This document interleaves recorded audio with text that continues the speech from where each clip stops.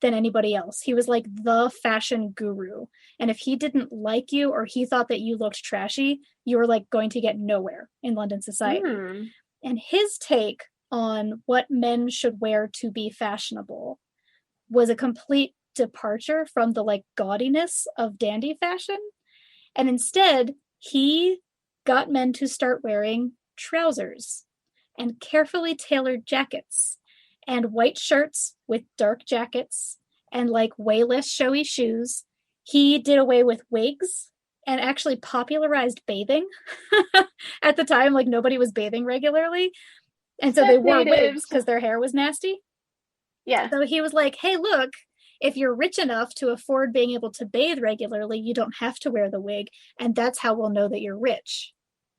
So he pared down men's fashion into pants and coats.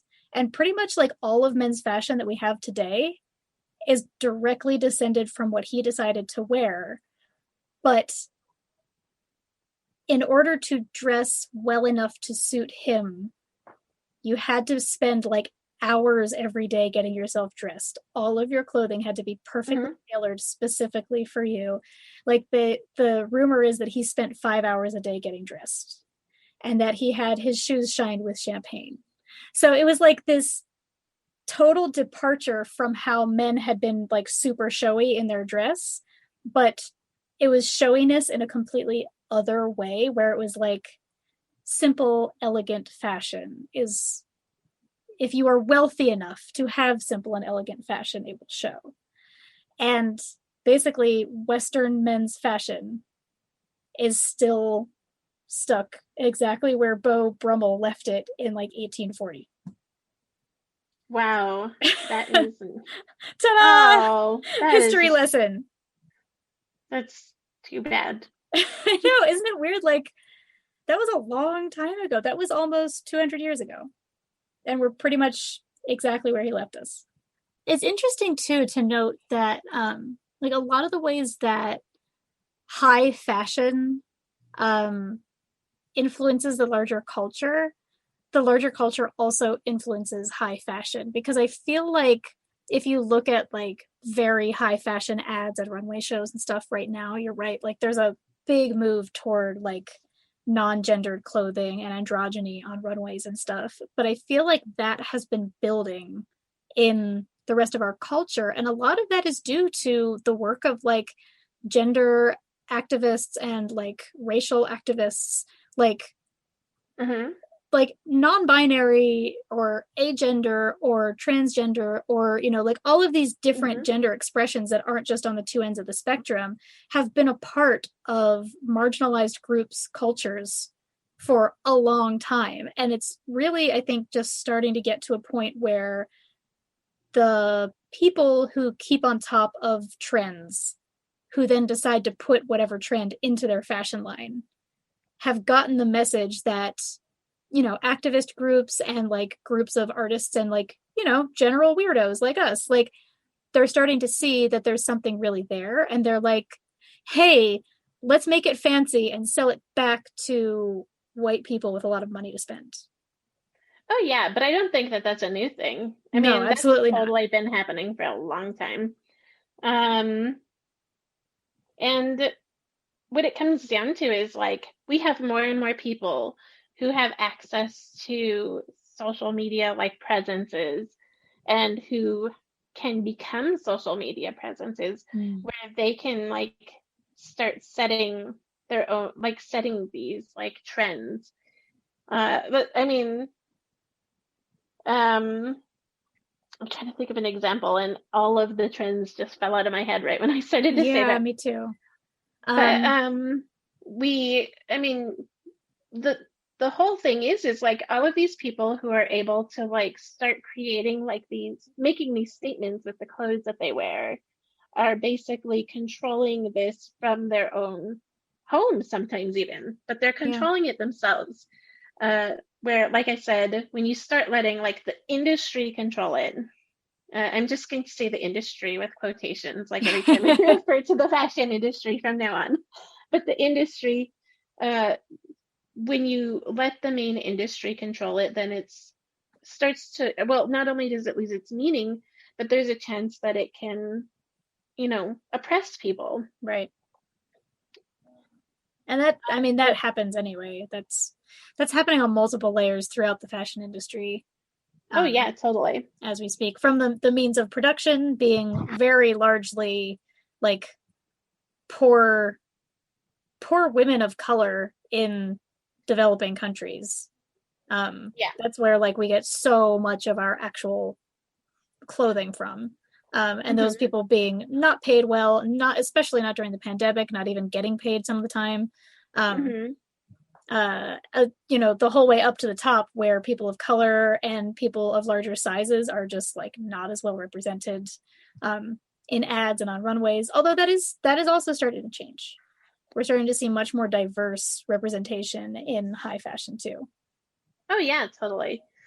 One of the other things is that the message gets so distorted when it like starts getting exploited by other places, that like something that's really cool that is like this one person can let's look at the Black Dahlia thing that happened in 2012.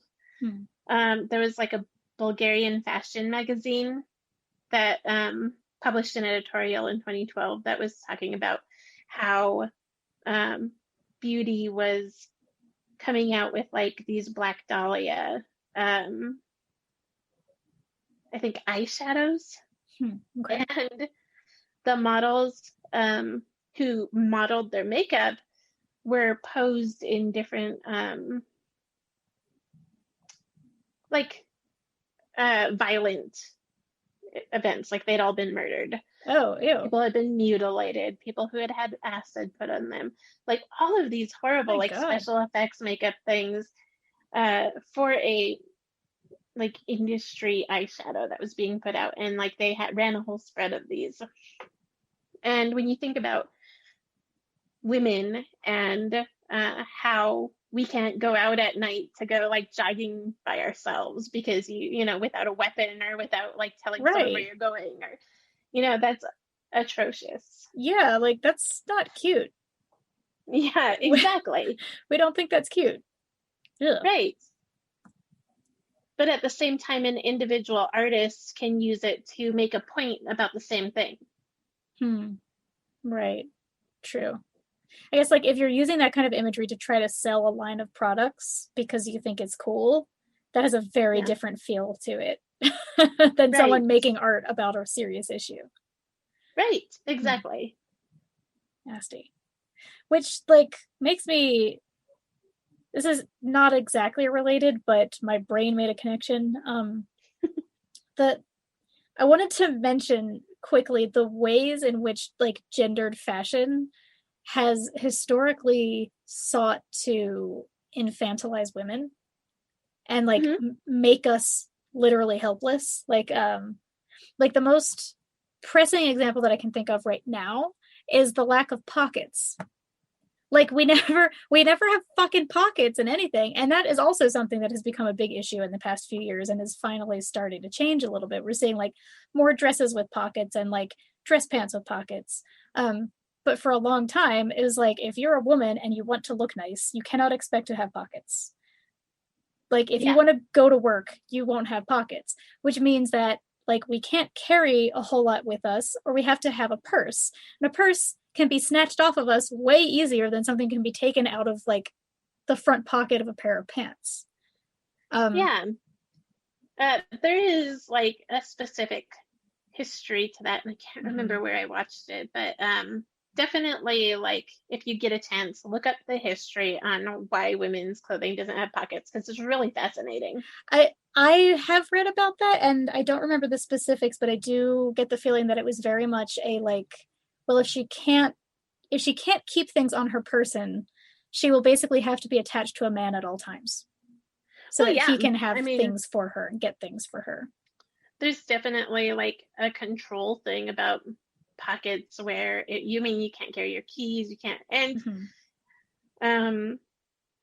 it does, like, it can make you dependent on men. I know there's been many nights where I've just handed all my crap to like whoever I'm with for the night, like That's been me a few times. Whatever, like, and the cool thing about it is like we always, me and my sisters always did like the purse holder where one of us agreed to wear a purse every night, and then all of us would keep our cell phones and our keys and our IDs and everything in there. And Okay. if that, yeah, so we always had like the purse holder, and then like we'd take turns being the purse holder when we went out. But it's still messed up that we had to do that. Right. Like, can't you just keep your things on your body where they're safer? No, Yeah. you can't. And Well, you definitely a can. part You of have to the, stuff them in your bra, which is incredibly uncomfortable. Or you wake up the next morning, like after a night out, and you take your bra off, and everything there's like a falls out. $5 bill stuck to your boob. Yeah. Or like the thing with like a bra is like if you have something precious in there like your phone and then you just happen to like be dancing and you move the wrong way, that bitch is falling on the floor. And then you like stepped on your phone, you know? It's not as secure as we want it to be. Yeah. And the other thing about pockets I seem to recall is that like a lot of it was just based on the fact that women's bodies needed to be like our figures needed to be seen more clearly so that it would be more attractive to men. So by getting rid of pockets, we're getting rid of like unsightly lumps so that our hips and our waists and our boobs could be seen more clearly. And like, I mean, I'm all for like flaunting what you got and like loving your body and everything, but at the same time, it's like, yeah, but I still want to have my keys on me. Like, and not necessarily in a purse. So, Right. that I mean, bothers me. I am terrible at pursing. Mm-hmm. I lose purses everywhere I go. I leave them all the time in places. And then I have to call all of my friends and be like, anyone going to this place? Because I totally left I probably have an ID or keys or something at every single place in Missoula. Like like at the university, at like the library. Just kidding. At all the bars. Like, let's be honest. I totally meant the bars. She also spends time at the university and the library, though. It's true. Yeah. And another thing about women's fashion, which is funny because, like I said, high heels started out as menswear. But now the high heels that women are often expected to wear, especially in work situations, like they literally slow us down and make it harder for us to walk and run. Like I don't hate high heels. I wore high heels for a long time. They do look really awesome. If you love high heels, by all means keep wearing them. But you can't say that a person wearing high heels is as fleet of foot as someone who is not wearing high heels. And if that comes down to like a situation where you're in danger and you need to run for your safety, high heels are not helping you. It's a helplessness thing. Yeah. In fact, when I was taught how to make ribbon skirts, Mm-hmm. and this is how I've seen it taught many, many, many times throughout my life. You're taught to spread your legs like you're in a running position and measure the fabric so that you can still run in a skirt. Nice. Smart.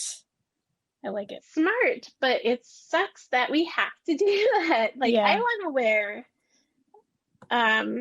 to wear like a pencil ribbon skirt. Now I'm gonna make one. Awesome. But I didn't learn to make one because we were taught to make sure that you can run in what you're wearing. Yeah. Well, practical, but also terrifying. Yeah. A little bit of this, a little bit of that. Another thing about women's fashion, historically women's fashion, buttons, zippers, eyes and hooks, all of the closures and everything being in incredibly hard to reach places. Fabrics that are incredibly easy to tear and stain. These cost a lot more money usually, are way harder to launder, and are just like inaccessible to a lot of people. And if you are, in a dress that you can't take off by yourself because there's tiny buttons the whole way up the back, guess what? You need somebody to help you in and out of that. And if it's really easy to tear the fabric of what you're wearing, guess what? You need somebody to help you put it on and take it off. And for a long time, those were markers of like nobility, or at least having a lot of money, because you would have servants to dress you.